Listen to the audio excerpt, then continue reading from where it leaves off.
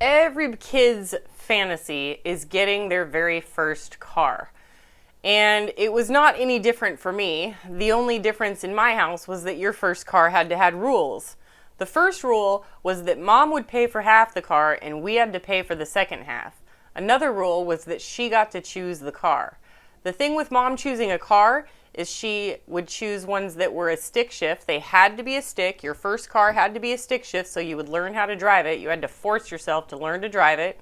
And the second rule was that it had to be a beat up old car that like nobody wanted, because it was her belief that your first car should be what we used to call a beater car.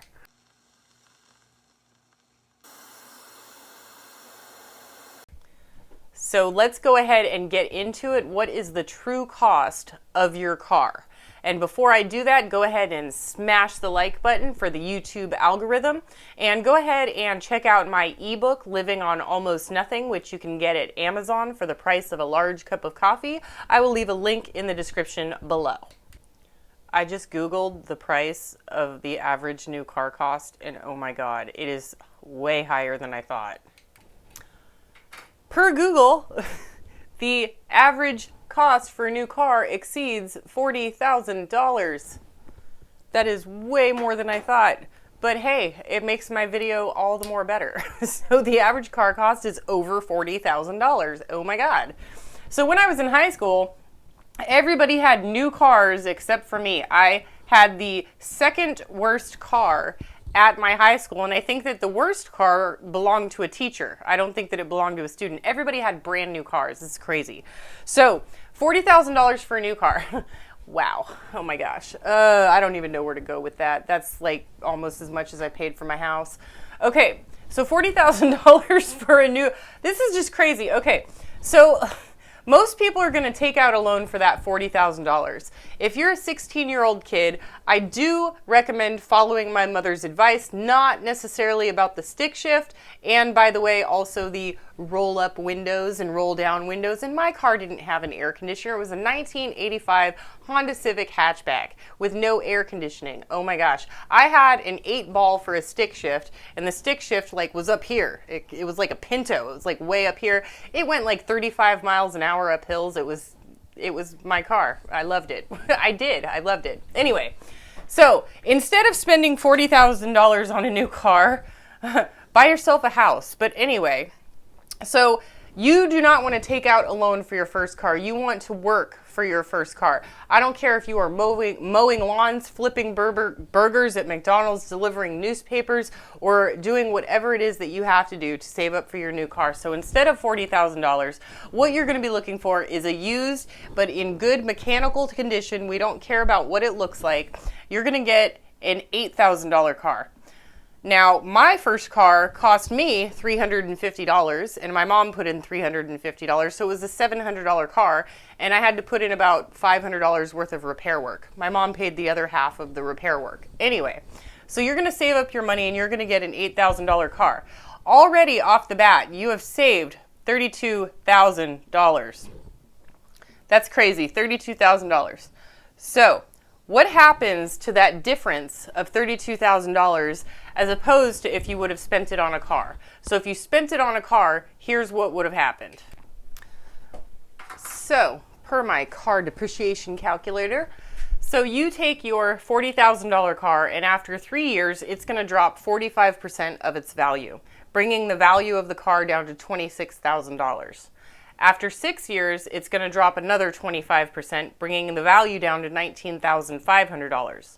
And then after 7 years, it's going to drop another 10%, and then it drops 10% per year after that, depending on how long you own it. So after 10 years, you're looking at a car value of $12,793. So now, let's calculate what you could do with that extra $32,000 and see what it's going to be worth after 10 years.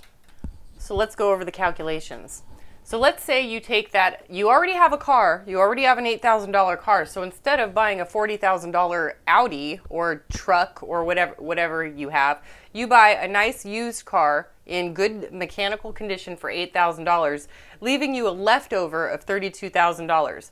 Now remember, you saved all your money. You did not take out a loan. You didn't take out a loan for 40. You didn't take out a loan for 8,000. You worked your butt off and you saved that money. So if you were to take that extra $32,000 and invest it in the S&P 500 that has an average rate of return of 10% per year historically over the last 100 years, including the Great Depression, you're going to, after 3 years, have $43,000. So you've already made over $11,000 in 3 years, and you still have your car. After 6 years, it's going to go up to 58. So 32 to 58 is $26,000 that you made, not spent, but made. After 7 years, it's going to go up to 64. So you took your 32 into 64. It's more than doubled in 7 years. You doubled your money in 7 years, and you still have your car. Then after 10 years, you're looking at $86,000, $625,000. That's almost 3 times as much as you had when you first started. If I were a kid, if I were 16 years old, and I knew that I was going to be getting a new car, can you even drive at 16 anymore? I think it's 18 now. Or is it 16 with a permit and then you can't have friends, you have to have a drive? I don't know what the rules are. It's crazy. When you were 16, when I was a kid, way back in the day of dinosaurs, then you could just go in and get your license, and you could take your permit at 15 and a half and take your driver's license at age 16. I had to take the test 4 times. I failed. Yeah, I failed every time, 4 times. And there were only 4 tests to take. Sorry, I failed 3 times and got it on the 4th time. There were only 4 tests to take, 4 different tests. Anyway, so here's what I would recommend to any 16-year-old out there. So I would say get yourself a cheap used car that's already taken the big chunk of the depreciation on the car.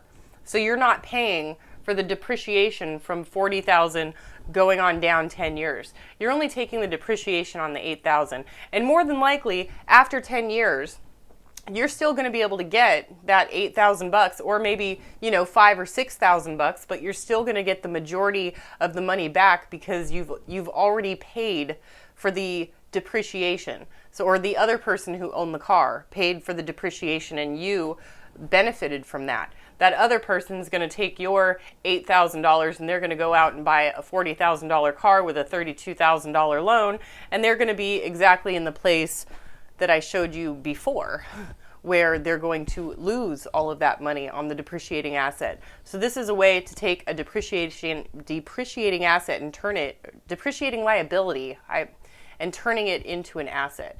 If I were 16 years old again, I would have taken that money and I would have invested it in the S&P 500. And by the time I was 26 years old, still partying, being young, being a little dummy, because that's what you do in your 20s, I would have been $86,000 richer. And I hope that you all, if you are watching this and you were in high school, I know that it sounds confusing and it sounds difficult and it sounds horrible and you don't understand it. You don't have to understand it. You just have to do it. But as long as you do it and you continue to do it, you will become a millionaire and you will be very happy and financially set. So this is what your car costs you, especially your first car. And if you continue to do it over and over and over, it's going to cost you hundreds of thousands of dollars. I hope that this video has been helpful. And don't forget, if you believe that you can or you believe that you can't, you are right. Prepper Princess out. Are you taking another nap? Another nap, Mr. Nappy Pants? Taking up the whole bed? How am I supposed to get in there? Are you going to give me the top left-hand corner again? Because that's how I wake up every day, in the top left-hand corner, trying to get a sheet over my elbow to keep warm. You big cutie. You big cutie. Oh, look at you. Look what you did to the bed. It's all dirty now. Mommy's got to wash the sheets now, you big cutie. Yes, Mr. Rocky Pants. Oh, you want to hold hands again? Okay. We can hold hands. We can hold hands because I love you. Because I love my little boy. You're Mr. Are you snoring? Are you snoring in there? You got goop in your eyes. You big goop. Oh, okay. Hold hands. Hold hands. Always got to be holding hands. Always got to be holding hands, Mr. Cutie. Mommy loves you. Mommy loves you. I love you very much. You're a very good boy. Yes, you are.